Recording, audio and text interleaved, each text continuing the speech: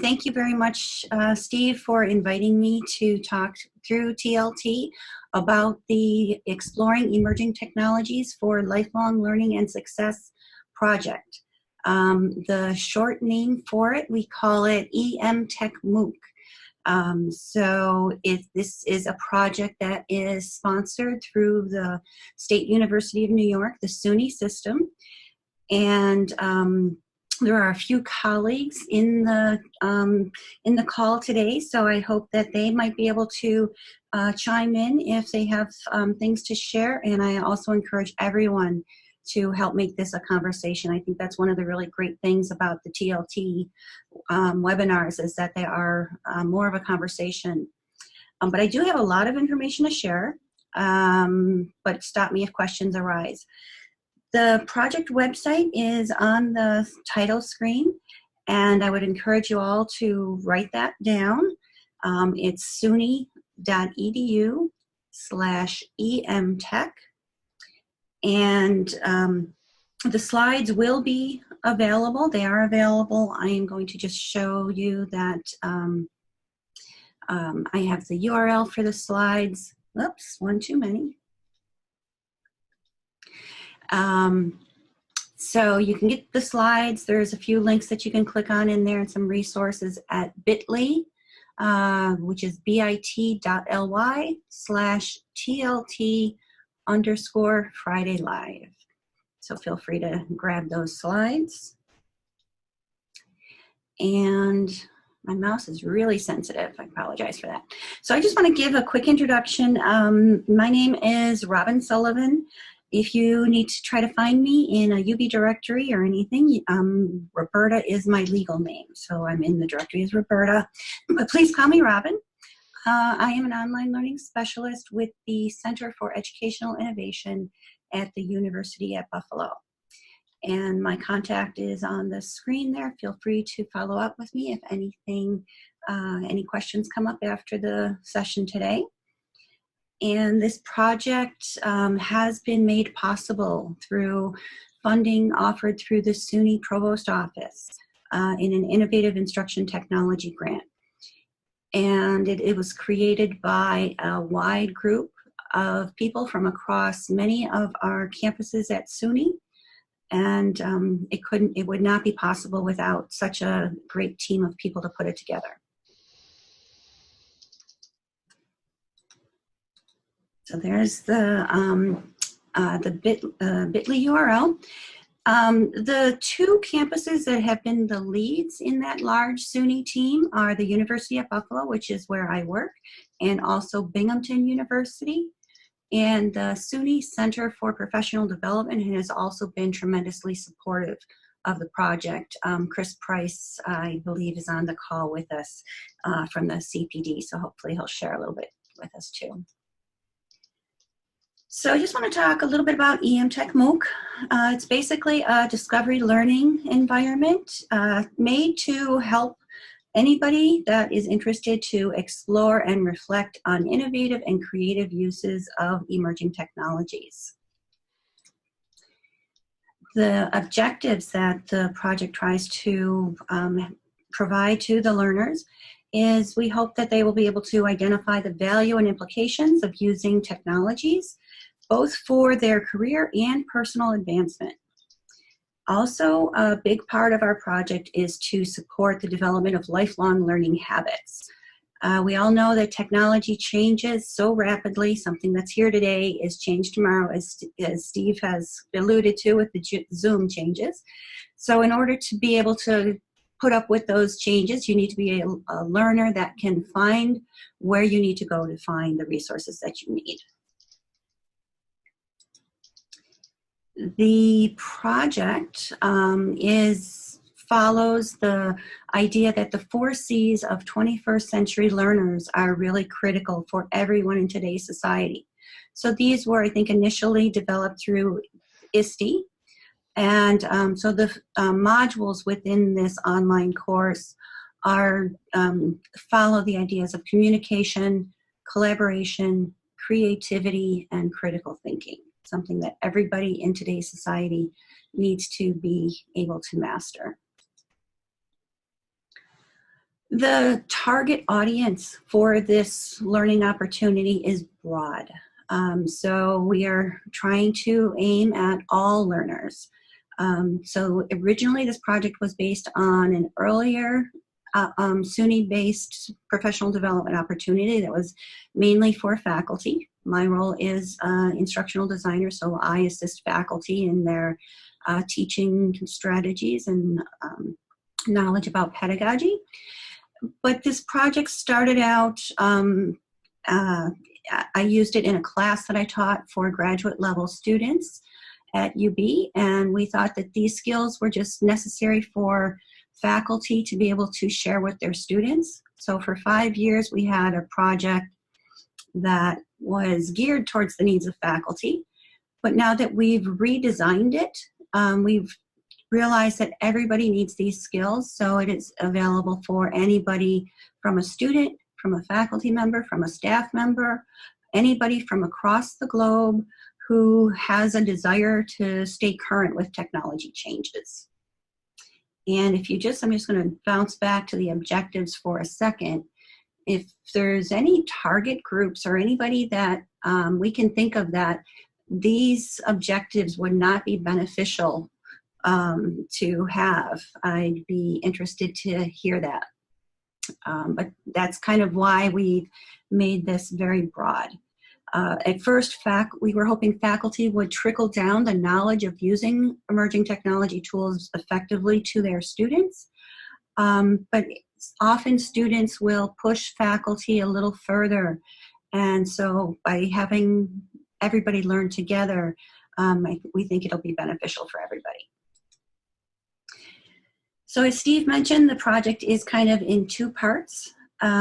Basically, the main part of the course is a Coursera-based MOOC.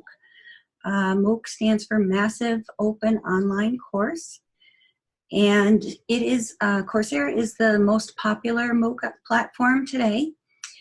And this is one of the rare MOOCs that somebody can enroll in and complete every aspect of the project. There's nothing that is denied from people who enroll who do not pay the enrollment fee. If you do decide to pay the enrollment fee, it's a mere $29. That will get you a certificate of completion, which is sometimes a valued aspect from employers to see a Coursera completion on your resume or CV. We also, since this project has been built by SUNY, we allow all of the SUNY participants, so SUNY faculty, SUNY students, SUNY staff, as long as they enroll with their SUNY-based email address in Coursera, they can participate in everything also, but they would get the certificate at no cost. The other part of this project is called EmTechWIKI. And if you go to the URL that I shared on the initial screen, it takes you to a publicly available website. There is a login button on that website, but it's not necessary to log in to take advantage of all of the resources on the site. I will demonstrate the website a little later in our session. But basically, the wiki is a database of emerging technology tools, tutorials, and resources that are available to search through, and it's meant to complement the MOOC. So during the MOOC, we ask participants to determine what their learning objectives are and then find a relevant technology to help them meet that objective. So they go to the wiki website and narrow down by their objective, and that will help them find their tool that they'll do some of the discovery exercises in. So you can use the website, the wiki all on its own, or you can use it together with the MOOC. And I noticed that there is a comment in the chat. So there is many articles out there that do show Coursera is the most popular, mainly I think in the terms of enrollments. They definitely have high enrollment, so I can find a resource and share that back if that's useful. So this next screen shows the Coursera interface, and it's a learning management system. So it's not any different than Blackboard course management system or Canvas course management system. One difference is that it is housed on the Coursera servers, and they make it available to anybody in the world who would like to participate in their courses. Many of the courses have costs involved, but I would think that the majority of them also have parts of the courses that are available for free. Ours is one of the unique courses that everything is available for free except for that final certificate. But you can see that you can access the wiki directly through Coursera. It's embedded within the pages. So as you're going through, the interface in Coursera basically provides some very basic videos that talk about the content. And then we share maybe a few other resources. The bulk of this project is discovery-based learning. So in a traditional Coursera course, you might have many lecture-based heavy video content. Our videos are very short, 2 or 3 minutes each, and then we send you off to discover and learn on your own. Through the wiki, we ask that you complete one of the discovery exercises on the site, and the bulk of the activity is reflecting in your e-portfolio that you develop throughout the course. It's a 5-week-long course, and it usually could take you about an hour. You could try to spread that time out in a much longer time frame if that works for you. And if a jam session of getting it all done in a short period of time is what works best, you can do that also. So you see in the wiki that the modules in the MOOC, there's 5 modules, and these tabs across the middle of the screen show the breakdown of the modules. So for week 1, lifelong learning is the topic that we focus mostly on. In there, you need to know about Creative Commons licensing, about creating a digital professional footprint for yourself, about what are open educational resources, digital literacy, and growth mindset is another topic. The first module is a little heavy compared to the other modules, and we hope that doesn't frighten too many people away. The second module is all about communication and collaboration. The third module is on creativity. Fourth module covers critical thinking. And then the fifth module is where participants share the portfolios that they have developed through the discussion forums throughout the earlier weeks, and they participate in a peer review process. We have a portfolio rubric that your peer would look at the portfolio they created that contains all of your reflections and artifacts that you have created or explored throughout the first 4 weeks of the course. So that's a little kind of nutshell about the project. Steve, thanks for sharing that resource in the chat about the MOOCs.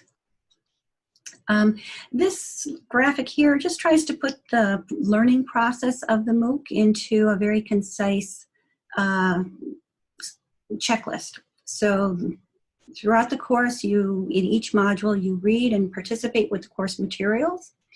Then you look at the wiki tools and resources based on your personal objectives. So those objectives might be you're trying to tell a story.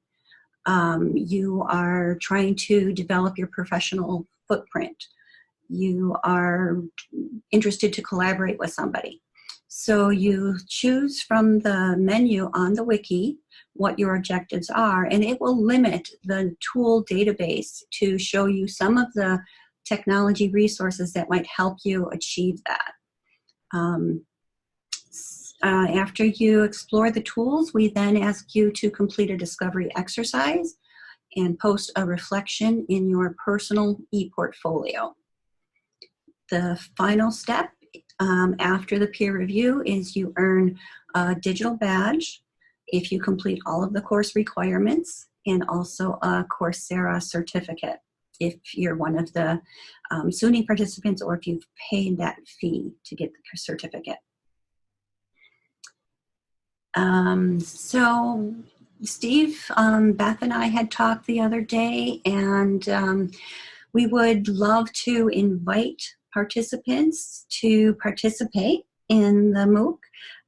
There's continuous enrollment, even though in Coursera, one of the things that they've changed, that we kind of had a learning, teachable moment. Coursera, when we first developed the MOOC, had specific start dates for a course, and then the next session would start 5 weeks after that date. They have changed the model of sessions so that anybody can enroll at any time, and you can access all of the course, except that last peer review does not become available to you until the start date after you enroll.